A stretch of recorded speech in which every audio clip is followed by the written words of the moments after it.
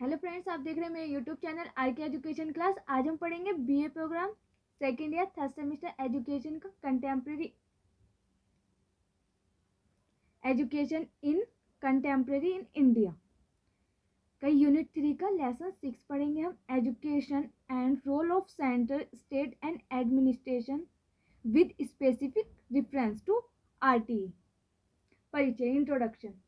भारत के संविधान में दुनिया के अन्य देशों के संविधान से इसे अलग करने के लिए कई विशेषताएं हैं।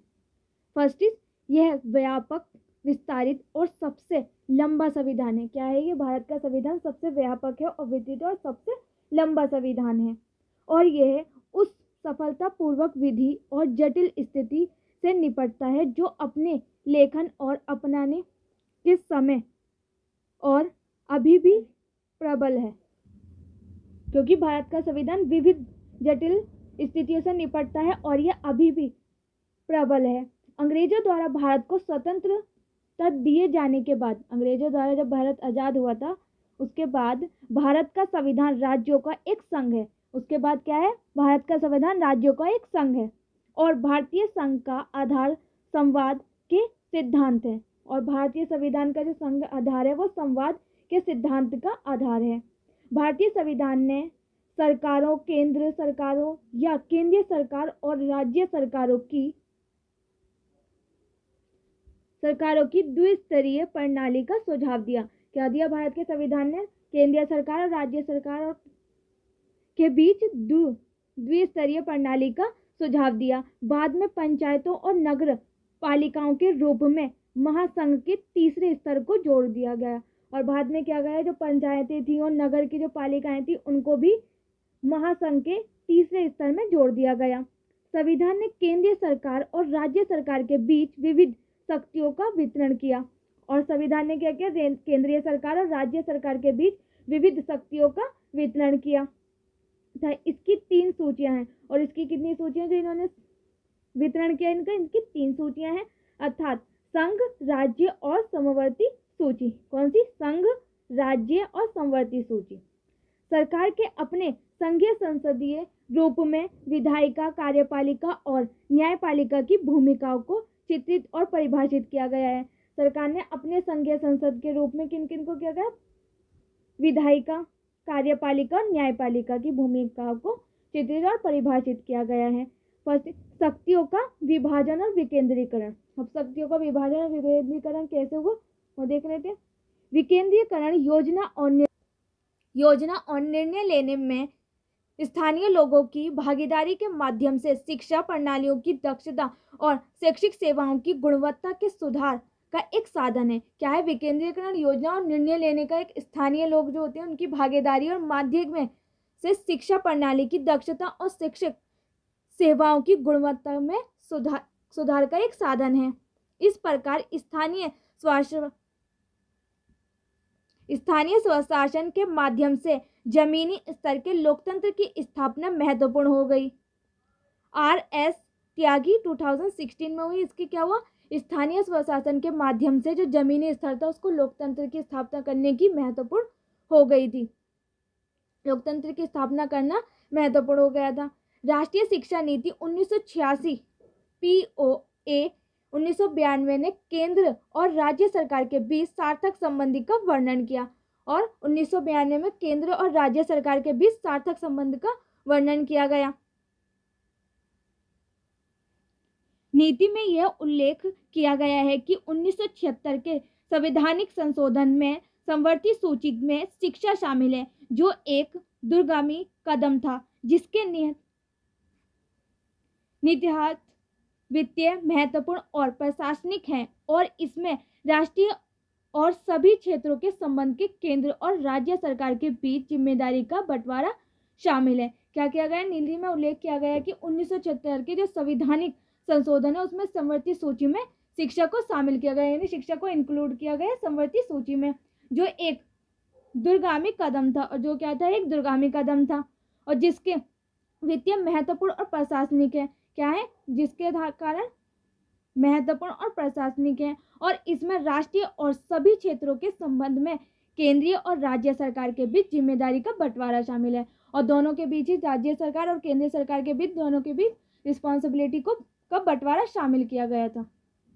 और शिक्षा को लेकर राज्य की भूमिका और जिम्मेदारी में कोई बदलाव नहीं हुआ, और शिक्षा को लेकर राज्य की भूमिका और जिम्मेदारी में कोई भी बदलाव नहीं किया गया था, कोई भी बदलाव नहीं हुआ था। जबकि केंद्रीय सरकार की अत्यधिक जिम्मेदारी है, केंद्रीय सरकार की अत्यधिक जिम्मेदारी है शिक्षा के राष्ट्रीय और एकीकृत चरित्र को बनाए रखना, शिक्षा के राष्ट्रीय और एकीकृत चरित्र को बनाए रखना, समय रूप से राष्ट्रीय की शैक्षिक आवश्यकताओं की निगरानी और अध्ययन करने के लिए अनुसंधान और उन्नत अध्ययन मानव संसाधन के विकास की जरूरतों को पूरा करने से संबंधित है। क्या है? समय रूप से राष्ट्रीय की शैक्षिक आवश्यकताओं की निगरानी करना और उनके अध्ययन करने के लिए अनुसंधान और उन्नत अध्ययन मानव संसाधन के विकास की जरूरतों को पूरा करने से संबंधित है। शिक्षा की अंतर्राष्ट्रीय और सांस्कृतिक पहलू का विकास और पूरे देश में शिक्षा के सभी स्तरों पर उत्कृष्ट लाना संघ सरकार का है। उनका किसका काम है? सरकार का काम है कि सभी स्तरों पर उत्कृष्टता लाना संघ सरकार का काम है। हमारे संविधान की 7वीं अनुसूची में केंद्रीय सरकार और राज्य सरकार विधानसभा मंडल की शक्तियों के बंटवारे हेतु 3 सूचियां रखी गई हैं।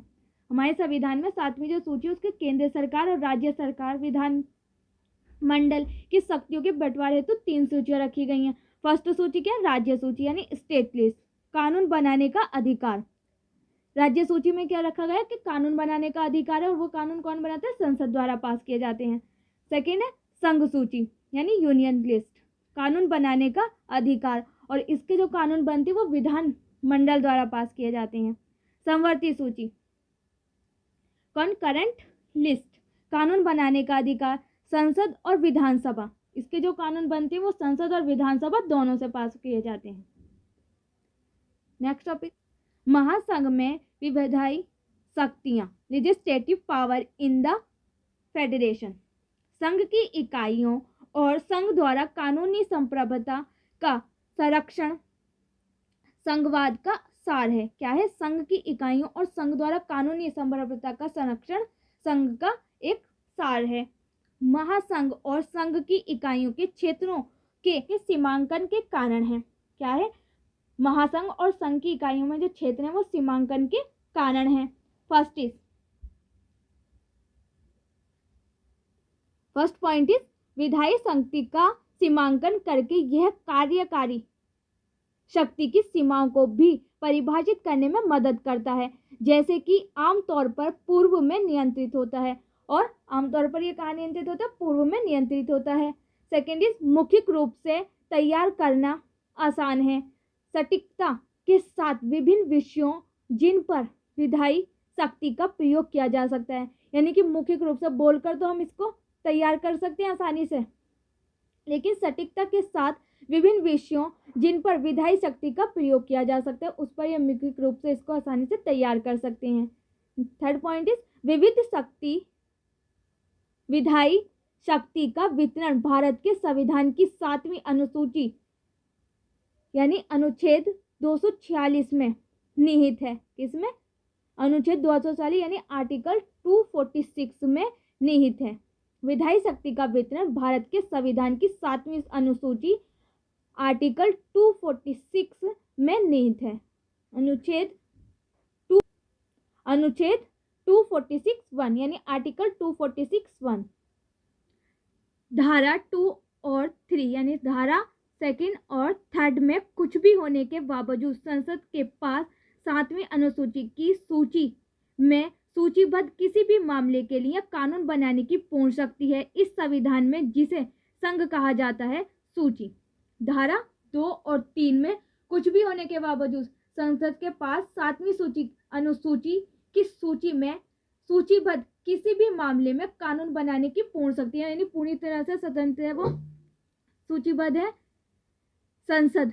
7वीं सूची की अनुसूची में संसद किसी भी कानून को या किसी भी मामले को पूर्ण शक्ति से उस पर कानून बनाने के लिए पूर्ण स्वतंत्र है।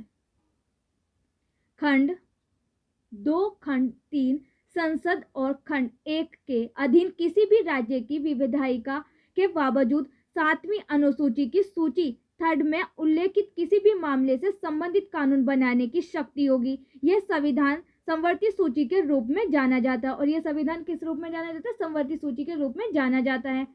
3rd पॉइंट, खंड और के अधीन किसी भी राज्य की विधायिका के पास अदर वे अनुसूची की सूची में संविधान में सूचीबद्ध किसी भी विषय से संबंधित राज्य या उसके किसी भी भाग के लिए कानून बनाने की विशेष शक्ति है।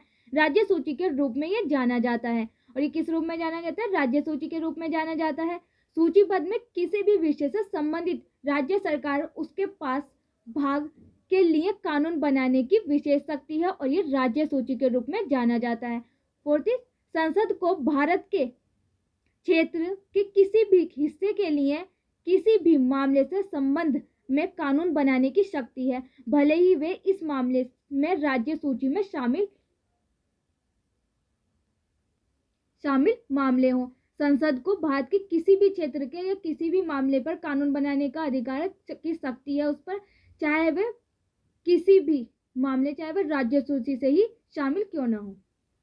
अब कौन सी सूची में क्या क्या इंक्लूडेड है वो देख लेते हैं। संघ सूची।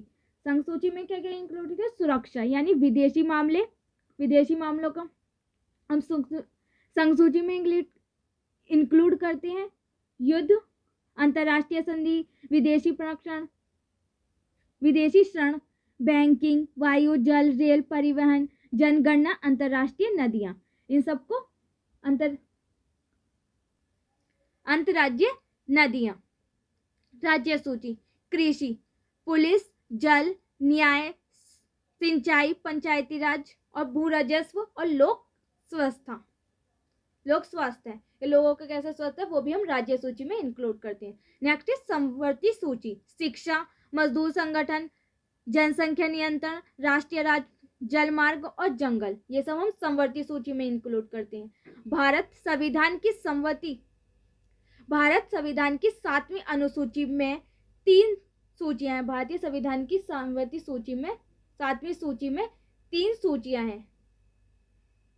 100 प्रविष्टियों वाले संघ सूची में राष्ट्रीय महत्व के विषय जैसे बैंकिंग, विदेशी मामले और रक्षा आदि शामिल हैं। और संसद में विधायिका की विशेष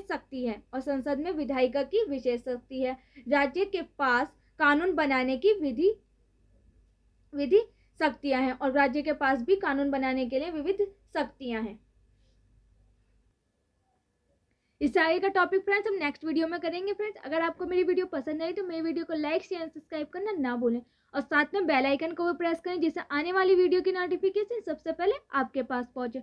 और अपने फ्रेंड्स के साथ भी शेयर करना ना भूलें जिससे इस वीडियो को प्रॉफिट उन्हें भी हो। और फ्रेंड्स, आपको नेक्स्ट किस टॉपिक पर वीडियो चाहिए वो मुझे आप कमेंट में बताना ना भूलें। Thanks for watching my video.